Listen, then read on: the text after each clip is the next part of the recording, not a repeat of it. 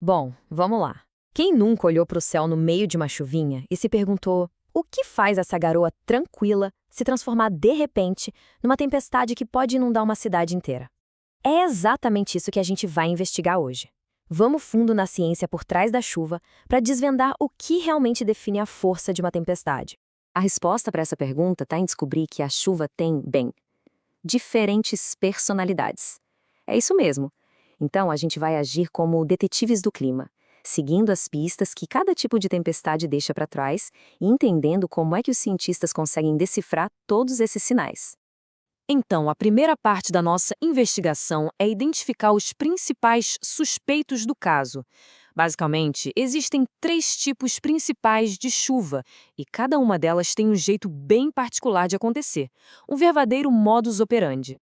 Olha só, aqui estão os nossos três perfis. De um lado, a chuva convectiva, que é aquela tempestade de verão, sabe? Rápida, intensa, bem impulsiva. Depois, a orográfica, aquela chuva mais persistente que a gente sempre vê em regiões de serra, de montanha. E por último, a frontal, que é gigante, cobre áreas enormes e pode durar dias. Agora vamos analisar cada uma delas de perto. A chuva convectiva, pensa nela como uma panela de água fervendo no fogo alto. O sol esquenta o chão com muita força, e isso cria uma bolha de ar quente que sobe, mas sobe muito rápido. Lá em cima, esse ar esfria e, ploft, despeja uma quantidade enorme de água de uma vez só. É por isso que essas tempestades de verão são tão fortes, mas ao mesmo tempo tão localizadas, às vezes pegando só um bairro. Agora, a chuva orográfica. Essa aqui é a chuva alpinista. Imagina uma massa de ar úmido viajando e, de repente, ela dá de cara com uma montanha. Ela não tem outra escolha a não ser subir. E conforme sobe, ela vai esfriando e a umidade vira chuva. O resultado, um lado da montanha fica todo verde e super úmido e o outro lado, que fica protegido dessa umidade, vira uma sombra de chuva, uma área bem mais seca, às vezes até desértica. E por fim, a chuva frontal. Pensa nela como uma batalha em câmera lenta entre o ar quente e o ar frio. O ar quente, que é mais leve, é forçado a deslizar por cima da massa de ar frio, que é mais densa. Esse movimento cria nuvens e uma chuva bem contínua que se espalha por uma área gigantesca. É por isso que esse tipo de chuva pode durar dias e cobrir estados inteiros. Ok, então a gente já tem o perfil dos nossos suspeitos. Agora, como em toda boa investigação, precisamos das ferramentas certas para coletar as provas, as evidências. E a principal evidência que a gente procura se chama altura pluviométrica. É mais simples do que parece, olha só. Imagina que a chuva caiu dentro de uma caixa aberta sem nenhum tipo de ralo ou escoamento. A altura que a água atingiria dentro dessa caixa, medida em milímetros, é a tal da altura pluviométrica. É uma forma padrão de medir a chuva em qualquer lugar do mundo. E, para coletar essa evidência, a gente tem duas ferramentas principais. O pluviômetro é como se fosse a foto final da cena do crime. Ele diz o total de chuva que caiu. Já o pluviógrafo, ele é a filmagem da câmera de segurança. Ele registra a história completa, mostrando pra gente exatamente quando e com que velocidade a chuva caiu. E é justamente essa história, contada pelo pluviógrafo, que nos dá a impressão digital da tempestade.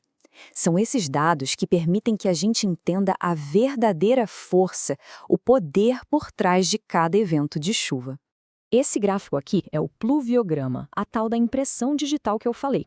Dá uma olhada. A linha vai subindo conforme a chuva se acumula com o tempo. Se a linha fica quase na vertical, quer dizer que está caindo um dilúvio, uma chuva muito forte. Agora, se a linha fica retinha, na horizontal, é porque a chuva deu uma parada. A chave de tudo está na inclinação da linha. É a partir desse gráfico que a gente calcula a intensidade, ou seja, a velocidade com que a chuva cai. Para ficar claro, o que é pior, receber 100 milímetros de chuva ao longo de um dia inteiro ou receber os mesmos 100 milímetros em 10 minutos? A quantidade é a mesma, certo? Mas a intensidade muda tudo. É ela que sobrecarrega os bueiros, os rios e acaba causando as inundações.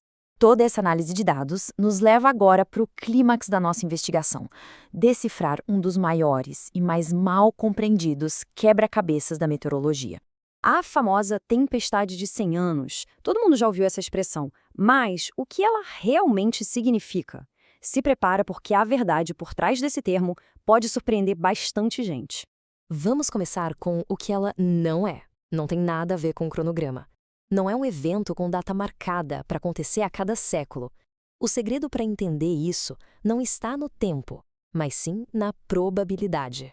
A chave para decifrar o código da tempestade de 100 anos não é um calendário, mas este número aqui, 1%. A resposta inteira está contida nessa única porcentagem. E aqui está a grande revelação. Um nome técnico para isso é tempo de retorno. Então, uma tempestade de 100 anos não é uma que acontece a cada século. Significa que em qualquer ano, seja este, o próximo ou daqui a 10 anos, existe uma chance de 1% de uma tempestade daquela magnitude acontecer. É uma medida de risco, não uma agenda. Para ter uma ideia, uma tempestade de 5 anos tem 20% de chance de acontecer em qualquer ano. 20%. Tá, mas por que essa estatística é tão importante?